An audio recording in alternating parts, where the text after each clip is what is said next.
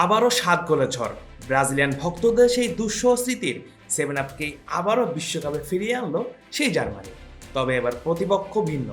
নবাগত কুরাসাওকে তাদের অভিষেক ম্যাচেই 7 গোলের লজ্জায় বসিয়ে দিল ব্রাজিলের পাশে। যদিও এমন বড় হারের রাতেও আবেগে কেঁদেছে কুরাসাও। যে দেশের জনসংখ্যা বাংলাদেশের ঢাকার চেয়েও কম, তারাই প্রথমবারের মতো বিশ্বকাপে খেলার যোগ্যতা অর্জন করেছে। বড় হারের লজ্জা ছাপিয়েও তাই আলাদা করে শিরোনামে উঠে এসেছে কুরাসাওয়ার মতো দেশ।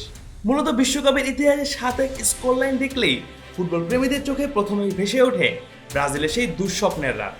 আর দীর্ঘ 12 বছর পর ব্রাজিলিয়ানদের সেই 7 আপের লজ্জার গল্প জার্মানরা ফিরিয়ে আনলো নবাগত কুরাসাওকে একই ব্যবধানে উড়িয়ে দিয়ে।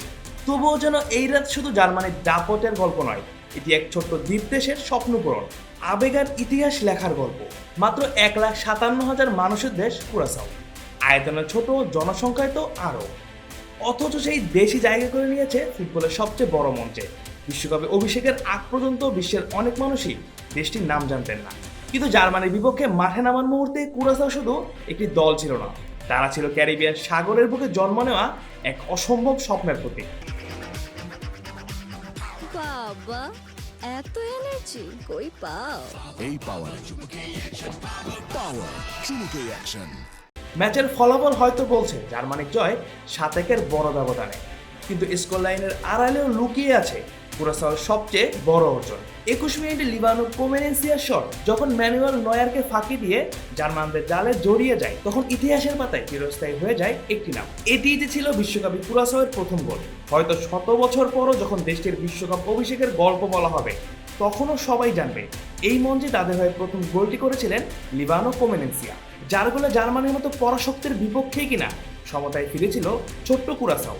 মুহূর্তের জন্য হলেও মনে হয়েছিল বিশ্বকাপের মঞ্চে পরাশক্তির চোখে চোখ রেখে লড়াই করতে এসেছে কুরাসাও। আর সেই গোলটি উদযাপনের সময় গ্যালারিতে থাকা অল্প কয়েক হাজার কুরাসাও সমর্থকদের উল্লাস যেন পুরো স্টেডিয়ামকে নাড়িয়ে দিয়েছিল। এ যেন বিশ্বকাপের মঞ্চে নিজেদের অস্তিত্বের জানান দেওয়ার অনুভূতি। এই আবেগের প্রতিচ্ছবি দেখা গিয়েছিল সাইডলাইনে দাঁড়িয়ে থাকা 78 বছর বয়সী কোচ বিগ অ্যাডভোকেটের চোখেও।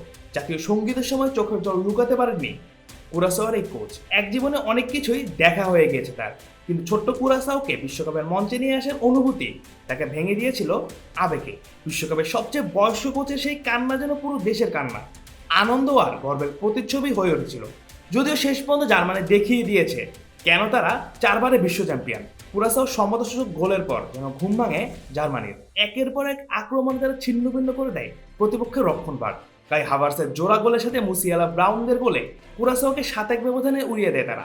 তবু বড় ব্যবধানে হারের লজ্জা ছাপিয়ে হয়তো কুরাসাওবাসীদের মনে থাকবে সেই গোল, যা তাদের বিশ্বকাপের ইতিহাসের প্রথম গোল, প্রথম উল্লাস এবং প্রথম অমরত্ব বটে। Mujahidul Islam Zahid, on field.